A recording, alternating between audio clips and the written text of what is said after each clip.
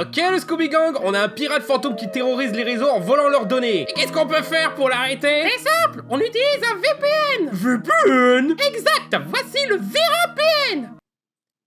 Un peu nul comme nom. Ouais, tu pourrais trouver mieux, non? Ah quoi, tu préfères que je l'appelle chaque VPN? Oula non, c'est pire. Ouais, un peu trop Steve Powers comme nom, ouais. Ah, pourquoi tu utilises pas mon vrai prénom? Tu as un vrai prénom? Bah bien sûr, c'est Norville. Bon, ok, alors voici NordVPN. Ah, là ça sonne bien. NordVPN est un logiciel qui permet de modifier votre adresse IP par un autre, ce qui vous rend anonyme et vous permet non seulement de vous protéger contre les pirates et autres dangers du web, notamment sur les réseaux sociaux. Ah, un oignon, ma seule faiblesse. Il est aussi incroyablement facile à utiliser avec son interface claire où il suffit d'un clic pour avoir l'IP d'un autre pays, ce qui permet aussi d'accéder au catalogue de films et séries sur Netflix, Disney+, et d'autres qui ne sont pas disponibles en France. Exactement, par exemple, je veux voir un film ou une série Scooby et je vais sur... Ouais, les Scooby-Doo sont que sur HBO Max maintenant. Oh non! Voilà, la Ligue des Justiciers de Bruce Timm, c'est fait. Maintenant passons aux Teen Titans originaux. Bon ben sinon, le Netflix turc, il propose RRR. Ah ouais? Ouais, ça m'a même permis d'apprendre la danse par cœur. Et encore mieux, c'est le 11e anniversaire de NordVPN. Et tu ne viens pas de l'inventer là? En effet, et pour l'occasion, il vous propose la formule de 2 ans avec un mois offert et un cadeau bonus. Le tout remboursable sous 30 jours. Allez via le lien dans la description pour profiter de l'occasion. Et maintenant, voyons qui était le pirate depuis le début. Un vieux que personne connaît. Bonne vidéo à tous.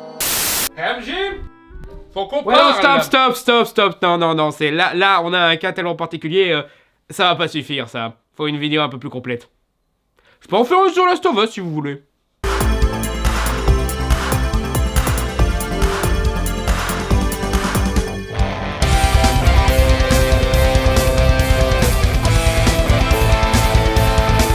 Donc ouais, vous avez probablement entendu parler de cette série tirée de Scooby-Doo, Velma, centrée sur le personnage qu'on a rebaptisé en France, Vera. Ouais, Vera en VO, elle s'appelle Velma.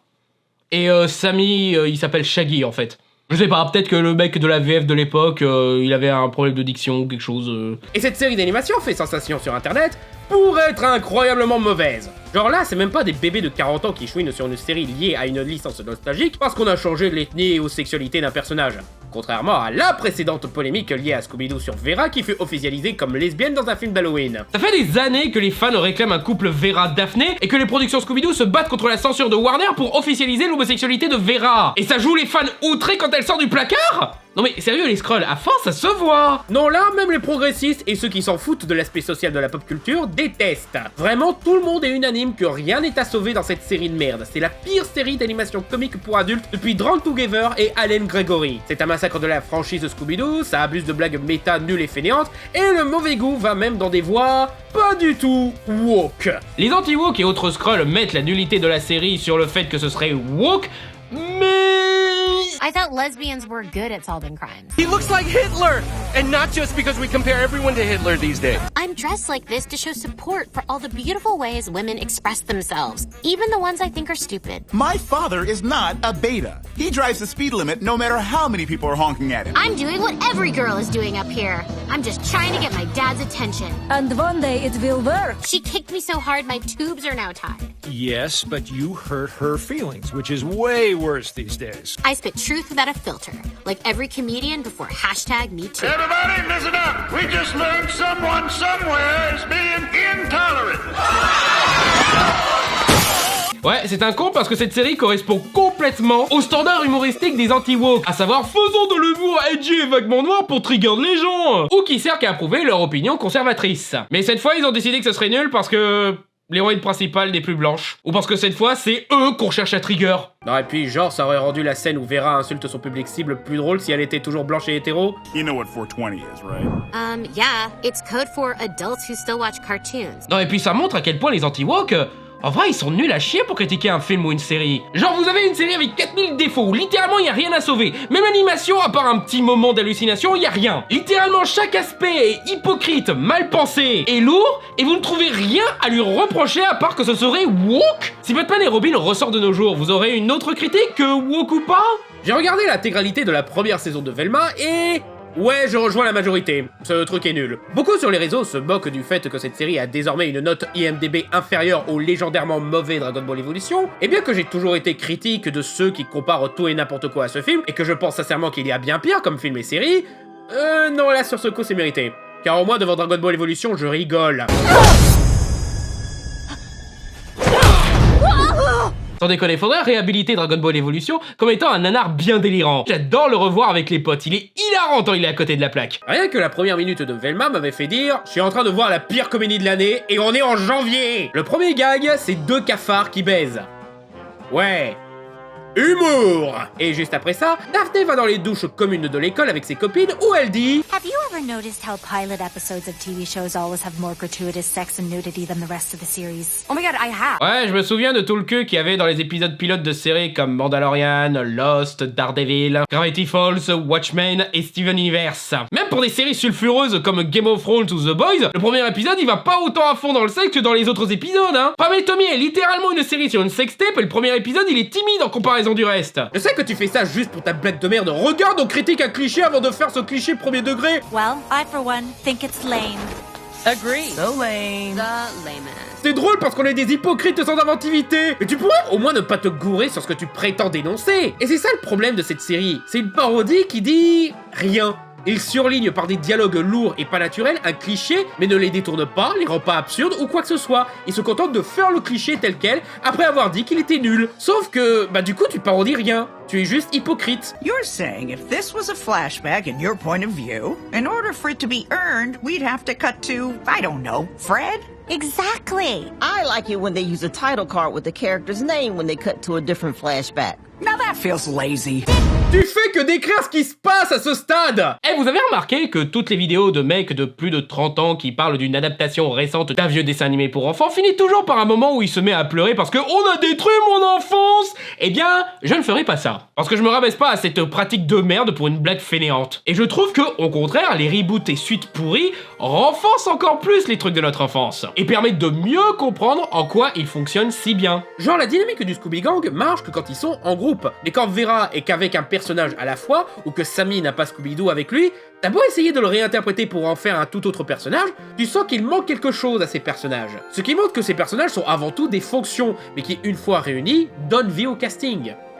Tu vois? Là, j'ai détourné un cliché après l'avoir relevé. Et encore, même ça, pour une vidéo essai, c'est un cliché.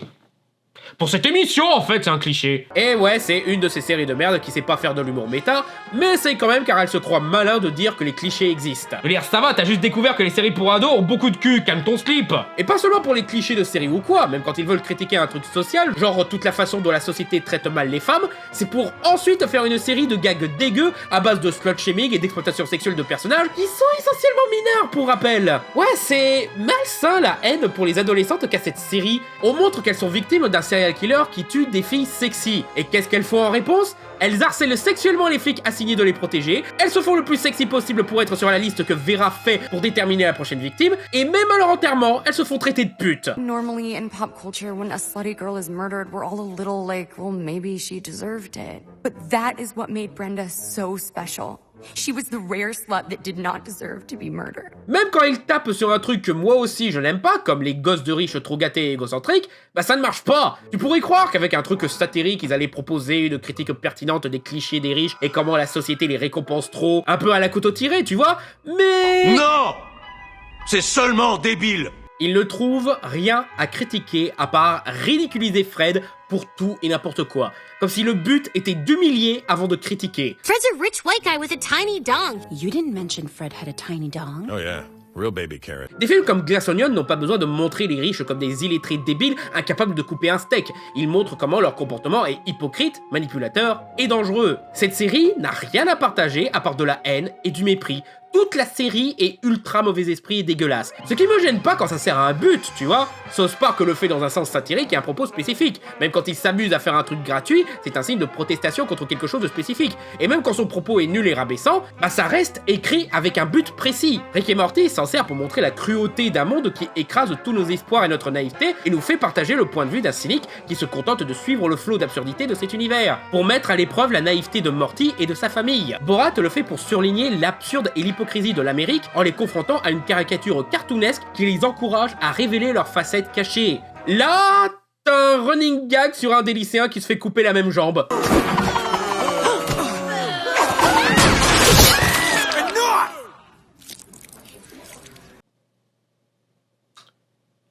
Tu sais, Velma, que l'un de tes premiers enjeux est de prouver que Fred est innocent et incapable d'être un assassin pour éviter qu'il aille en tôle? Parce que c'est un petit peu contre-productif d'en même temps le montrer en train de découper la jambe d'un gamin et d'avoir aucune réaction à ça. Sur pas mal de points, la série me fait penser à la série Harley Quinn. Elle a aussi un petit peu de cet humour trash lourd qui me saoule aussi dans cette série-là. Mais au moins, elle montre un certain amour pour ses personnages. Bon, peut-être pas les personnages d'origine, mais les personnages qu'ils en font, oui. Même Kite Man, de ce que j'ai vu, il est traité comme un peu con, mais gentil. Et même dans la situation compliquée du triangle amoureux avec Harley et Ivy, il est traité comme un humain imparfait, mais tout de même très sympa. Bref, il y a de la sincérité émotionnelle malgré le mauvais goût de l'humour. Velma, de son côté, a une scène où Sammy, Norville, son vrai nom à la base. Sammy et Shaggy, c'est des pseudos. Attends, le personnage qu'ils ont rendu noir dans cette série, c'est le mec un petit peu stoner qui s'appelle Shaggy. Avoue ses sentiments à Vera pour l'aider dans sa crise de panique. Et ça marche. Mais pas parce qu'elle est émue, mais parce qu'elle trouve cette déclaration cringe et pense que c'est une blague. Your joke worked, you genius. Keep making me laugh. I wasn't joking. Your face is why I get up in the morning. That's perfect. One more time should do it. Make it super cringy. You're the main character in all my dreams. Que Norville se fasse rejeter, ok. Qu'on le fasse de façon rigolote, ok. C'est une comédie, normale. Que Vera se foute ouvertement de sa gueule à un moment de faiblesse et d'émotion, là c'est juste cruel. Là tu fais juste passer ton personnage principal pour une connasse, à un moment où on est censé avoir de la peine pour elle en plus. C'est pire quand la série nous met du côté de Vera avec sa vision cynique et insultante du monde qui l'entoure et continue à humilier Norville et le changer en incel de merde. Will I sell you a kidney to get the $500 I need to make Velma date me? I mean, I'd be a fool not to at this point, right? Est-ce que je suis censé aimer quelqu'un dans cette série? Je veux dire, on me met du point de vue du serial killer qui veut tuer tout le monde, c'est quoi l'idée? Même le père de Vera est montré comme un con qui délaisse sa fille au profit de sa nouvelle femme. Nouvelle femme qui, quand on la croit morte, le réflexe est de se dire « Oh merde, qui va nettoyer la maison maintenant ?» Même sa relation avec Daphné est traitée avec humour et provocation, là où Harley Quinn a traité sa romance gay avec une sincérité qui a galvanisé la passion des fans pour cette série et ses personnages. C'est pour ça que malgré les fans qui adorent le couple Harley et Poison Ivy et qui espéraient officialiser l'homosexualité de Vera, personne n'applaudit cette romance-là, parce que la série se veut exagérément dégueulasse et méchante juste pour le plaisir de cracher sur une propriété intellectuelle populaire. C'est là que tu vois que finalement, tant mieux qu'ils aient pas mis Scooby, hein. Entre les mains de ces scénaristes, ils seraient du genre à se frotter sur la jambe de tout le monde et pisser partout, hein. D'ailleurs, là aussi c'est un échec total de la série, car beaucoup lui ont reproché son manque total de respect envers la licence Scooby-Doo. Pourquoi ils rendent Scooby-Doo aussi gore et sexuel? Pourquoi ils font de Fred un crétin égocentrique qui se fait souvent humilier? Pourquoi ils font des mots-clés de la licence des noms de drogue? Zoinks, Jeepers, Mystery Machine, and of course, Ganja. Cet aspect-là m'a pas choqué. C'est nul, ouais, et encore, j'ai pas parlé de leur parodie nullissime des courses-poursuites à la Scooby-Doo, hein. We can disguise ourselves. Daddy, that's stupid. It will take at least 5 minutes to change. Who would ever stop to put on a costume in the middle of a chase? Ta gueule. Juste ferme ta gueule. Mais ça ne me choque pas du tout. Déjà parce que je ne porte pas Scooby-Doo spécialement dans mon cœur. Je respecte la licence et sa fandom, j'ai juste jamais été assez impliqué pour avoir le cœur brisé quand le film Scooby se révèle pas ouf ou qu'une série de merde décide de se la réapproprier pour faire de l'humour edgy nul. L'annulation du film d'animation pratiquement fini, par contre ça oui, ça me débecte. Mais plus pour l'irrespect envers les artistes qu'envers la licence Scooby-Doo, ça à la limite je m'en fous. Mais surtout, ça se veut comme une parodie. Donc forcément ils vont se moquer et ridiculiser Scooby-Doo. Le problème, c'est que toutes ces blagues ont déjà été faites, en beaucoup mieux. Mettre Scooby-Doo dans un contexte plus adulte et sombre, c'est la principale blague de tous les sketchs de Robot Chicken sur la série. Scooby-Doo qui affronte Jason, Scooby-Doo qui fait équipe avec Lisbeth de Millennium, Scooby-Doo dans une télé-réalité remettant en question leur identité, Vera qui a un cancer des seins, Vera qui s'envoie en l'air avec les faux monstres, le Scooby-Gang tué par accident et Scooby les venge, Fred et Daphné qui essayent d'avoir leur catchphrase comme Sammy et Vera, et la tête de Daphné explose à force de réfléchir. Même les blagues sur la drogue, t'as un épisode de Harvey Birdman, une série parodiant les dessins animés d'Alain Barbera, où Sammy et Scooby sont poursuivis pour conduite sous l'emprise de la drogue. Et dans Jay et Silent Bob contre-attaque, on fait cette blague en 2001, 22 ans avant Velma. Si vous voulez, c'est un peu l'équivalent des blagues sur les champignons hallucinogènes dans Super Mario. Ça fait des siècles qu'on entend ces blagues-là. Tu n'es pas original du tout, mec. Je veux dire, merde, même cette conne de série de Supernatural a fait une meilleure parodie de Scooby-Doo. On arrête tout le temps des promoteurs immobiliers véreux alors qu'on aurait pu chasser Dracula. C'est une blague, franchement. Ma vie n'a aucun sens. S'il existe des fantômes, ça veut dire qu'il y a une vie après la mort, qu'il y a un paradis et un enfer. Est-ce que je vais aller en enfer? On vous l'a dit et répété des centaines de fois, mais vous avez jamais pris la peine de nous écouter, Scooby-Doo et moi. Non, mais foutu. Même le fait que cette fois c'est une production officielle qui parodie Scooby-Doo sur ces sujets, c'était pas nouveau. Les films live étaient aussi des parodies. Même les blagues sur la drogue, Sammy était déjà régulièrement moqué pour son physique de hippie stoner, mais dans le premier film, ils font des blagues laissant suggérer qu'il fume un pétard dans la caravane, mais en fait non, il se cuit un steak. Et il lui donne une petite amie qui s'appelle Marie-Jeanne. C'est mon prénom préféré que je préfère. Même les respects des personnages, Fred, imbu de lui-même, le film live l'a fait avant et en moins lourd. Mais t'as aussi des trucs comme quand il se retrouve dans le corps de Daphné, et le premier truc auquel il pense, c'est... Je vais pouvoir me regarder nu. D'ailleurs, d'où sortent tous ces fans de Fred qui sont outrés qu'on ridiculise son personnage?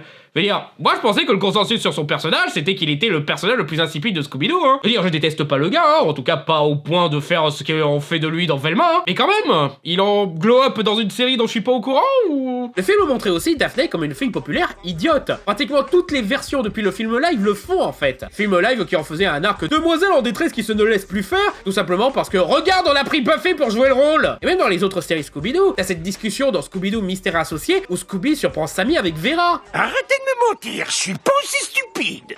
Est-ce que tu me fais des infidélités? D'ailleurs, est-ce que vous avez entendu parler de la rumeur comme quoi Scooby est devenu une femme noire qui a une romance avec Norville dans cette série? Fake news. La nana en question s'appelle Gigi et c'est une des copines superficielles de Daphné. Elle a une romance avec Norville, mais c'est mal parti, on va dire. Non. Scooby, dans cette série, est le résultat d'une expérience militaire qui consiste à transférer un cerveau dans un autre corps. Parce que les militaires voulaient infiltrer des adolescents. Et apparemment, la série n'y est pas encore, ils gardent peut-être ça pour la saison 2. Ça résulte en un cerveau humain transféré dans un corps de chien qui donne Scooby-Doo. Ce qui est encore plus débile, critiquable et edgy pour rien en fait. Je veux dire, pourquoi vous avez besoin de rationaliser un chien qui parle dans une série où il y a des cerveaux qui parlent dans des bocaux? Et d'ailleurs, même ça a déjà été fait avant. Notamment dans le comics Scooby Apocalypse, où Scooby est le résultat d'une expérience pour rendre les chiens plus intelligents en leur mettant tout un attirail high-tech ou quelque chose. Aussi, dans ce comics, Vera a accidentellement provoqué une apocalypse avec des mutants. Donc c'est même pas la première fois qu'on rend Scooby-Doo gore, edgy, satirique ou sexuel. Il y a une parodie porno quoi. Ça enlève un peu le côté choquant de voir que ces blagues ont déjà été faites dans une adaptation officielle par le réalisateur des Chihuahuas de Beverly Hills et basée sur un reste de script du mec qui fera les Gardiens de la Galaxie spécial Noël. Ils sont même pas à jour dans les blagues populaires sur la licence parce que sinon tu sais qu'ils auraient fait une série à la Dragon Ball avec Sammy Ultra Instinct. Regardez, c'est la blague qui vous fait rire mais on se contente de l'étaler pendant des heures. Velma ne fait rien de nouveau. Sa seule particularité, c'est d'être trop explicite sur la même blague qu'un film vieux de 20 ans et d'insister là-dessus comme si elle se croyait subversive. Je vais même dire, l'humour mauvais esprit marche mieux dans un dessin animé pour enfants comme Scooby-Doo Mystère Associé car c'est un dessin animé pour enfants. On s'attend pas à ce que ce soit mauvais esprit. Du coup, c'est hilarant quand ça arrive. En parlant de gaufres, j'ai faim. J'en mangerais bien une douzaine avec des fruits de mer, des crustacés et du sirop d'érable à la belle palourde. Pas toi, Scoob? Et étouffe-toi avec. Mais un dessin animé pour adultes, c'est attendu. Donc il faut faire un effort dans l'exécution au lieu de se contenter d'être mauvais esprit pour être mauvais esprit. Et je ne parle pas des tentatives de faire de la satire sociale, hein. Oui, même là-dessus, les précédentes versions de Scooby-Doo ont fait mieux. Que ce soit Mystère Associé... Mais vous travaillez comme enseignant. Pourquoi voulez-vous plus d'argent? Oh, ah bah c'est la misère. Vous êtes payé. je comprends pas parler sans réfléchir. Ou même le film Scooby. Et toi, t'es donc... Harry Potter? Non, moi je suis Ruth Bader Ginsburg, c'est évident. De quelle maison elle est, celle-là? De Poufsouffle? Elle est juge à la Cour suprême. Ah, Serpentard. Même en termes de parodie, la série a toujours été une réponse aux bandes dessinées et séries télé pour ados, hein, comme Archie ou Josie et les Pussycats, et les films d'horreur dont elle se moque régulièrement des clichés. On a un code 415 en cours au Takamoto Bowling. Des créatures violentes aux allures de petits robots pourchassent un homme et un chien dans un bowling, une mercerie ou une station de lavage auto. Waouh, la police a un code pour tout, c'est dingue. Cette série de merde me fait regretter Scooby, quoi. Je l'avais pas mis dans un flop ou quelque chose comme ça, je sais plus. Et puis aussi, je vois pas l'intérêt de crier au blasphème après 50 ans de n'importe quoi. Je veux dire, Scooby a fait un crossover avec Supernatural, Kiss, la plupart des membres de la Justice League, les Teen Titans, la famille Adams, Johnny Bravo et John Cena. On a eu le comics dont j'ai parlé où Fred devient un zombie, on a une version Babies, une version Lego et une version Playmobil. Scooby en fait un film de super-héros à la Avengers avec un Fred mécanophile. On a eu 15 séries et 40 films sur Scooby-Doo. Hey, pendant que Velma est diffusée, disais, la série Scooby et compagnie est apparemment toujours en cours de production sur la même plateforme. Une nouvelle série est prévue pour l'année prochaine, Scooby and the Mystery Pups, et un projet de fan, Mystery Incorporated, a sorti un épisode pilote l'année dernière. Et sans ce bâtard, on aurait eu un second film d'animation en salle, mais bon. Clairement, même si c'est une très mauvaise série, c'est juste le Scooby-Doo de l'année. On en a eu chaque année avant, on en aura d'autres les années suivantes. Ça ne va pas endommager la licence. Elle va continuer sous de meilleures formes et oublier ce qui s'est passé. Donc vous faites pas un TPDBE ou un TPV dans le cas présent. La licence Scooby-Doo a 54 ans et est toujours aussi populaire et prolifique. Donc évidemment qu'on a déjà moqué la série et les personnages. L'échec de Velma, c'est qu'elle a aucune inventivité sur comment elle détourne Scooby-Doo. Harley Quinn a porté des blagues un peu nouvelles sur la licence Batman qui est pourtant encore plus vieille. Genre un des gars qui me faisait rire était Gordon, accro à la caféine et souvent sur les nerfs parce que... ouais, à force de se taper ses super vilains à répétition, il doit en avoir marre le pauvre. Donc lui coller ce cliché de polar, c'est une bonne idée. Il y a une forme de déconstruction de la licence que la série moque, que ce soit sur le personnage du Joker, sur la façon dont on considère certains personnages comme des méchants, alors que ce sont des êtres humains qui ont leur personnalité et méritent tout de même d'être aimés. La dernière saison sortie se concentre beaucoup sur la remise en question du personnage de Batman lui-même. Et de ce que j'ai vu, il y a de bonnes idées et compréhension du personnage par-ci par-là. Et même quand ils font des blagues méta, genre en se moquant des haters masculins anti-woke, bah ils tapent juste et s'arrêtent à ça. Ils vont pas modeler toute la série sur comment les énerver volontairement. Même la très critiquée She-Hulk, son autodérision, servait à commenter sur quelque chose lié à la licence dont elle faisait partie. Parfois ça se plante, parfois ça tape juste, surtout en ce qui concerne le dernier épisode. Velma semble détester Scooby-Doo, que ce soit ses personnages ou même le fait que c'est un dessin animé vu par des adultes. Et du coup elle ne dit rien de concret. Au bout d'un moment, la série ne parodie même pas Scooby-Doo. Elle parodie plus des trucs pour ados comme Riverdale, Scream ou Lolita malgré moi que Scooby-Doo. Ce qui fait poser la question, pourquoi confier la licence Scooby-Doo à des gens qui clairement détestent Scooby-Doo ? Eh bien parce que sinon, personne n'aurait parlé de cette série. C'est pas la première fois que j'évoque la tendance de certaines productions hollywoodiennes de faire exprès de créer un scandale pour pouvoir faire vendre un produit bas de gamme, et d'autres vidéastes l'ont bien expliqué aussi. Horizon Goal avec son excellente vidéo sur la réactance, ou encore H. Bomber Guy avec sa tout aussi excellente vidéo Woke Brand, ont bien démontré que des corporations comme Nike ou Gillette se donnaient une identité progressiste pour créer un bad buzz auprès d'anti-progressistes qui vont faire une pub gratuite sur le nouveau produit en faisant 1 milliard de vidéos chouinant sur une pub dénonçant la masculinité toxique et les montrant acheter leurs produits pour les détruire face caméra. Pendant ce temps, les gros patrons nettoient leurs larmes avec les dollars que tu leur as donnés pour faire ta vidéo à la con. Vidéos qui ont très bien vieilli, surtout quand tu vois que des crétins anti-progressistes continuent de tomber dans cet attrape couillon en se croyant rebelles. Genre des gens comme Nick Adams, autoproclamé mal alpha, qui a lancé une campagne de boycott contre M&M's parce qu'ils ont fait des M&M's féministes. Et sa proposition pour manifester le boycott, c'est d'acheter des M&M's et de se filmer ou de se photographier jeter les M&M's par terre. Tout ça parce que il n'y a pas d'M&M's pour hommes. Le mal alpha qui chouine pour des bonbons, ça quand même, ça le fout mal. Et oui, attrape couillon, car la marque M&M's a clairement joué avec cette polémique pour faire une campagne de pub pratiquement troll. Et ça a marché. Et ça a fait parler de la marque. Et donc ça fait vendre. Et vraiment, on sent que c'est ce qui se passe avec Velma. Certaines productions vues comme progressistes sont sincères dans leur démarche, voire ce sont des producteurs qui décident de faire du progressisme pour agrandir leur clientèle. Et là aussi, il y a des nuances de bien fait et mal fait qu'il faut prendre en compte. Mais dans le cas de Velma, il n'y a clairement aucune réelle intention progressiste dans les choix artistiques de cette série. Ou alors c'est tellement mal fait qu'on voit plus du tout leur sincérité. Car tout est fait pour provoquer, au point que certains trouvent que la série ressemble plus à un homme de paille de comment les droitards voient les productions woke qu'une vraie production woke. Même quand ça critique le sexisme, ça finit par être encore plus sexiste de lui-même. On est dans une société où les femmes sexy sont déshumanisées et tuées. Passons le reste de l'épisode à faire des blagues sur les femmes sexy qui ont du silicone dans le cul. Encore une fois, même les personnalités les plus progressistes critiquent la série pour son mauvais goût. Sa scène d'ouverture où t'as des mineurs à poil pendant 5 minutes, la blague sur MeToo, et... juste être une mauvaise série s'enfonçant dans le mépris et la haine pour un dessin animé pour enfants. Parce que, ironiquement, il y a que les anti-woke qui pensent que cette série est woke. Et leur seule preuve que ce serait woke, c'est que le casting est multi-ethnique. And how do you feel about race-blind casting, Daphne? Well, as an Asian woman, I, think it's cool. I mean, not to oversimplify a thorny issue, but everyone loves it when white people play Jesus or a professional boxer.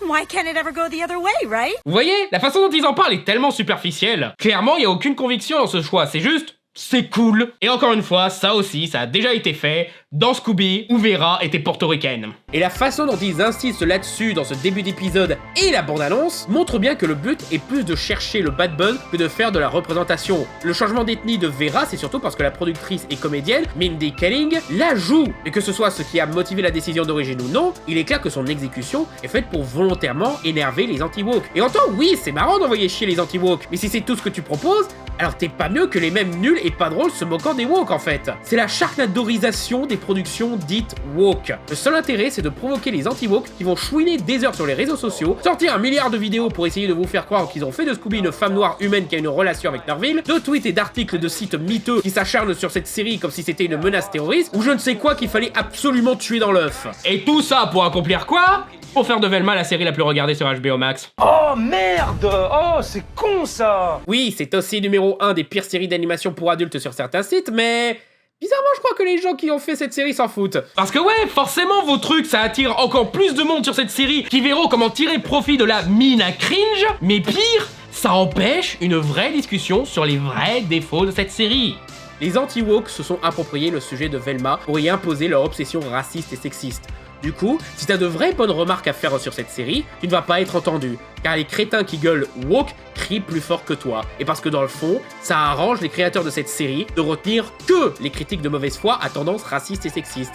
Comme ça, ils peuvent juste s'en laver les mains et dire que les critiques sont juste des cons sexistes et racistes qui ont été triggered par une blague sur les gosses de riches. Et avec cet état d'esprit, ils vont continuer à faire ce qu'ils font. Et c'est pire quand vous inventez des défauts comme Scooby-Doo est une femme noire dans cette série. Votre source était littéralement un random sur Twitter et qui a imaginé une connerie pour nourrir de la panique morale. Cette série est assez nulle comme ça, vous n'avez pas besoin d'inventer des défauts pour faire des critiques dessus. C'est un truc que beaucoup remarquent de plus en plus, que les anti-woke empêchent une vraie critique qui permet d'étudier le vrai problème d'un film ou d'une série. Pire, qui mélangent les critiques légitimes aux leurs afin d'agrandir leur mouvement et servir leur intérêt. Ça a déjà été remarqué dans le cas du jeu Mass Effect Andromeda, où beaucoup de gens ont des remarques pertinentes à faire sur la nullité du jeu, mais c'est noyé dans un égout de réflexions stupides genre « les woke sont responsables de la nullité des graphismes ». On a beau essayer de tourner la discussion vers les vraies causes de ce genre de problème, comme le crunch ou la mauvaise direction du développement par EA, mais non, des crétins qui crient plus fort que les autres ont imposé ça comme seule cause. Du coup, le vrai problème n'est pas réglé ou dénoncé, et l'industrie continue à faire la merde qui a provoqué ses défauts. Un peu comme si la critique du wokisme servait uniquement à protéger contre la moindre critique le capitalisme, l'industrialisation de l'art, ou d'autres vraies causes de la vraie baisse de qualité de certaines productions. Et ça marche pareil pour les films. L'acharnement des anti-woke sur Wonder Woman 1984 avait rendu hermétique aux critiques sur ce film certes imparfait, mais avec une naïveté kitsch qui faisait du bien. Et après, j'ai vu que même des personnalités de bonne foi avaient des soucis par rapport à ce film. Que ce soit l'écriture, la thématique, le personnage de Diana, ou tout le truc de Trevor qui possède le corps d'un mec pour coucher avec elle. Il y avait de bonnes critiques à faire que je ne voyais pas à cause de l'aliénation autour de ce film. Donc imaginez comment ça doit être pour les spectateurs normaux de ces films et séries, souvent bâchés de la sorte. Les anti-woke prétendent combattre Hollywood et l'industrie de la fiction qui nous impose la propagande woke, mais en réalité ils font tourner encore plus la machine et sont juste devenus un autre élément du marketing. Ils sont juste tellement égocentriques et enfoncés dans leur délire de rebelles qu'ils n'ont même pas capté qu'ils se font littéralement matrixer. Non vraiment, l'énergie électrique que votre cerveau sort chaque fois que vous voyez un truc woke sert à nourrir la machine hollywoodienne. Et bien qu'il faut bien sûr critiquer le cynisme de l'industrie qui se donne une fausse image progressiste juste pour se faire remarquer, il faut aussi critiquer la stupidité des anti-woke qui continuent encore et encore à tomber dans le panneau et essentiellement protéger ce qu'ils prétendent combattre. La série montre que l'industrie ne prend jamais au sérieux les critiques des anti-woke et en ont fait leur homme de paille pour se protéger de la moindre critique et remise en question. Ils font exactement ce que cette série voulait qu'ils fassent. Du bruit. Beaucoup de bruit, créant de l'attention sur cette nouvelle série et empêcher toute réelle analyse. Et c'est aussi marrant qu'ils font ça que pour des trucs comme Velma, ou She-Hulk, ou Batwoman, et pas sur des trucs comme Sleeping Jimmy, le spin-off de Better Call Saul, et qui a un petit peu tous les mêmes problèmes que Velma d'ailleurs. Je suppose que ça les intéresse pas de le critiquer parce qu'ils peuvent pas mettre ça sur le dos de la woke culture, hein, ou parce que personne veut s'abonner à CM+, c'est possible aussi, oui. Et le pire, c'est qu'il est fort probable qu'ils le font exprès à ce stade. Une autre youtubeuse, Sarah Z, a fait une vidéo très intéressante sur ce qu'elle appelle le déchet sacrificiel, expliquant que les scandales du genre de Velma ou des SOS Fantômes, ou ce machin sur Crunchyroll avec des sorcières, font tourner pas seulement la machine hollywoodienne, mais aussi la machine de YouTube, où tous ces créateurs sans talent sortent presque automatiquement le même genre de contenu pour se plaindre du dernier truc woke en déformant les critiques justifiées pour convaincre le public que tout ce que vous aimez pas dans cette série, c'est à cause des woke, et ce en sélectionnant leur déchet sacrificiel. Parce qu'on en a eu des trucs nuls qui sortent chaque année. Pourquoi que des trucs comme Velma ou She-Hulk? Pourquoi pas le reboot de MacGyver ou de Texas Rangers? Je vous laisse voir la différence entre les deux catégories. Du coup, ça part sur des vidéos à la quartering par paquet de 400 sur la moindre info au point de se répéter, sans la moindre réflexion ou tentative d'approfondir. Des compilations des moments les plus cringe, des mêmes en mode c'était mieux avant, etc. Même certains scrolls, quand on leur met face à leurs conneries, ils répondent que ce qui compte pour eux, c'est que ça leur rapporte beaucoup d'argent. Ouais, le balai des hypocrites qui font genre d'avoir des convictions, mais font que provoquer pour se faire de l'argent. Velma et les Skrulls, c'est le même combat en fait. Maintenant j'imagine une fanfic sur Mindy Kaling et un Skrull où ils arrêtent pas de se disputer et tout, mais qu'à un bout d'un moment ils commencent à voir que leur confrontation est vraiment passionnelle, et puis ils commencent à s'embrasser et blabla tous les scénarios de comédie romantique sur des relations un petit peu toxiques. Mais ça reste une meilleure romance que celle entre Daphné et Vera dans cette série. Et je sais ce que vous allez me dire, évidemment, même des critiques comme moi participent un petit peu à cette machine-là. Moi aussi je fais une vidéo sur Velma pour profiter du sujet tant qu'il est encore chaud. Mais nous au moins on n'essaye pas de galvaniser notre public pour en faire une armée contre les créateurs et créatrices qui font des trucs qu'on n'aime pas, hein. Non, on explique le problème et on pousse à la réflexion et la remise en question de ces problèmes. Autant qu'on peut en tout cas. Je fais une analyse et une critique. Ce que les anti-woke n'ont jamais été capables de faire en réalité. Ils ont beau jouer les gatekeepers qui connaissent mieux la licence que tout le monde, mais ils vont se plaindre quand un personnage qui a toujours été LGBT se révèle LGBT dans une adaptation. Velma est une série de merde et mérite d'être critiquée. Oui, totalement. Mais c'est juste ça, une série de merde au bout d'un moment. À quoi ça sert de faire 40 tweets et vidéos sur une série de merde si c'est pour répéter la même chose et que tu n'approfondis rien? La critique est censée nous aider à comprendre l'art et comment il réussit ou échoue, pas à nous défouler sur le machin qui ne correspond pas à notre vision du monde. Critiquer la série, mais sur son exécution, sur la nullité de son humour. Le respect pour une série qui s'est jamais réellement prise au sérieux, ou d'autres trucs osèves comme la sexualité ou la couleur de peau d'un personnage fictif, ça n'apporte rien à la discussion. La critique sur l'exécution va pousser à l'amélioration. Défoncer un truc aussi insignifiant et superficiel, ça sert à rien à part rendre blasphématoire le moindre changement dans une licence qui a 50 ans d'altération. C'est plus une publicité gratuite qui va conforter les producteurs dans leurs erreurs. Les anti-woke sont pas les seuls à faire preuve de réactance. Les studios aussi le font en s'enfonçant dans ce que ces fragiles détestent le plus pour attirer du fric. L'ironie de la chose, c'est que les anti-woke pensent provoquer en disant, entre guillemets, la vérité qui trigger les progressistes, mais ils sont triggers par les studios qui ne font que les provoquer. En fait, ceux qui s'en sortent le mieux dans cette histoire, ce sont ceux qui s'en foutent de ces conneries, et qui veulent juste voir des trucs qu'ils aiment. Quelquefois, je suis jaloux des normies, quand même. Donc, soyons meilleurs que les Skrulls ou les créateurs de Velma, et concentrons-nous sur les trucs qu'on aime. Surtout qu'on a eu des tas de bonnes séries l'année dernière, je veux dire, on a eu Pam et Tommy, c'est probablement un de mes coups de cœur. Cyberpunk Edge Runner était excellent, malgré une fin un petit peu rushée, mais bon, c'est pas grave. Andor, c'était une très bonne surprise. Peacemaker, oh, c'était sympa. Sandman, c'était excellent. Le cabinet des curiosités de Guillermo del Toro, oh, c'était coup-ci coup-ça, malgré quelques perles. Baymax, c'était mignon, j'entends beaucoup de bien de Dead Ends et de Inside Job, faudrait que j'y jette un coup d'œil un jour. Oh, Ranking of Kings, ça aussi, c'était très mignon et très bien, ça. Ou même des trucs en rapport à Scooby-Doo, là, je veux dire, il y a beaucoup qui disent du bien de Mystery Incorporated, j'ai pas vu énormément de trucs, mais ça a l'air pas mal. Il y en a beaucoup qui me disent du bien du film L'île aux zombies. Le seul truc chiant, c'est que je trouve pas de VF, sinon il y a quoi? Il y a le fantôme de la sorcière aussi, ça a l'air chouette. Je crois que c'est celui avec les Ace Girls en plus, et quoi? Qu'est-ce qui se passe dans la saison 2 de Velma? Oh, je m'en fous. Oh, ils ont fait un crossover avec Courage le chien frossard, c'est cool qu'ils aient déterré ce truc. Merci d'avoir regardé cette vidéo, j'espère qu'elle vous a plu. N'hésitez pas à liker, commenter, vous abonner, cliquer sur la cloche pour être notifié d'une nouvelle vidéo. Et si vous voulez soutenir l'émission, vous pouvez déposer un don soit sur Utip, soit sur Patreon, avec des contreparties comme l'accès à mon Discord privé, où vous aurez des infos sur l'avancée de la prochaine vidéo, ainsi que des goodies comme des t-shirts, des badges, des mugs, des posters, et j'en passe. Merci encore d'avoir regardé cette vidéo, et à bientôt sur Fermez-la.